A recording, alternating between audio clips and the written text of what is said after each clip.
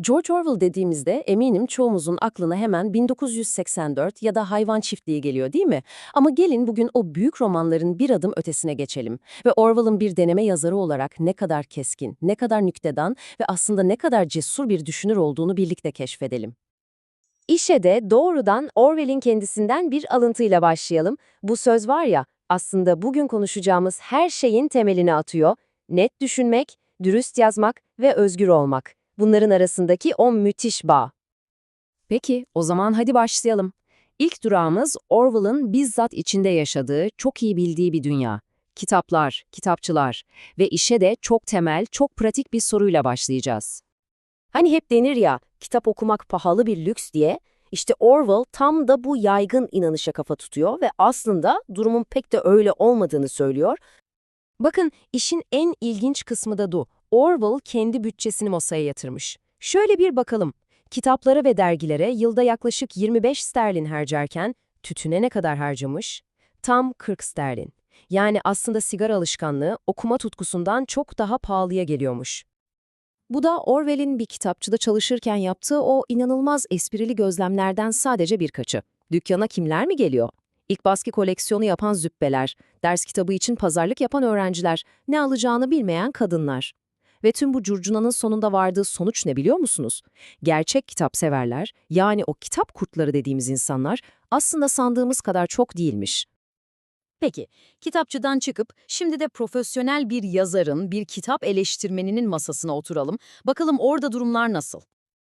Orwell bizi o sahneye adeta ışınlıyor.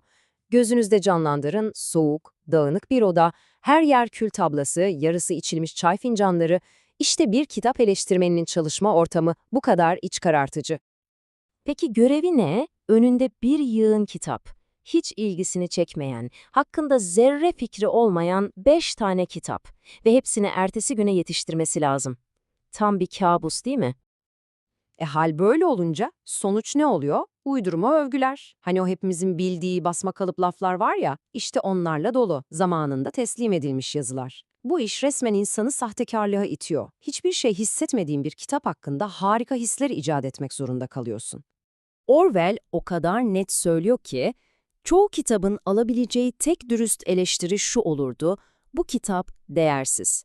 Bakın, bu çok önemli. Orwell için bu mesleki samimiyetsizlik, yani para için yalan söyleme zorunluluğu aslında çok daha büyük, çok daha tehlikeli bir sorunun minicik bir yansımasıydı sadece. Şimdi merceğimizi biraz daha genişletelim. Yazarın masasından kalkıp Orwell'in toplum, insan onuru ve ulusal kimlik gibi daha büyük konulara dair gözlemlerine bakalım. Mesela Yoksulların Ölümü diye bir denemesi var. Orada Paris'te bir devlet hastanesinde yaşadığı o korkunç deneyimi anlatıyor. Diyor ki, orada bir numaraydın, öğrencilerin neşterleri için bir vakaydın. Yani hasta değilsin, insan değilsin, sadece üzerinde çalışılacak bir objesin. İnsanın kanını donduran bir tablo. Ama işte burada çok ilginç bir çelişki ortaya çıkıyor. Toplumu bu kadar sert eleştiren bu adam aynı zamanda şunu da itiraf ediyor: özümde bir vatanseverdim, kendi tarafıma ihanet etmezdim, savaşı desteklerdim. Siyasetin falan ötesinde İngiltere'ye karşı derin, neredeyse manevi bir bağlılığı var. İşte bütün bu parçalar bizi anlatımımızın zirve noktasına taşıyor. Orwell'in o üzerine titrediği dürüst, yalın yazı stilinin önündeki en büyük tehdit neydi?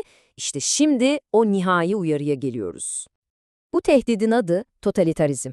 Orwell'e göre totaliter rejimler sadece bedenleri hapsetmez, zihinleri de, kelimeleri de esir alır. Çünkü yöneticilerin asla yanılmadığını kanıtlamak için geçmişi sürekli yeniden yazmak zorundadırlar. Böyle bir ortamda hakikate, bireysel gerçeğe dayanan edebiyat nasıl hayatta kalabilir ki? İmkansız.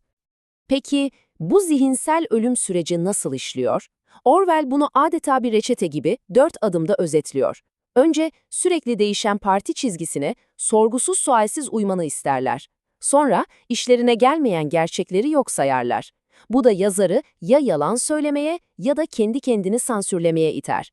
Ve sonuç, yaratıcılık ölür, dil yozlaşır, korkusuz düşünce diye bir şey kalmaz. Yazar artık bir sanatçı değil, bir propaganda makinasının dişlisidir. Ve bütün bunların sonunda aklımızda dev bir soruyla kalıyoruz. İçinde yaşadığımız bu sonsuz bilgi, sürekli değişen anlatılar çağında biz gerçeği nasıl koruyacağız?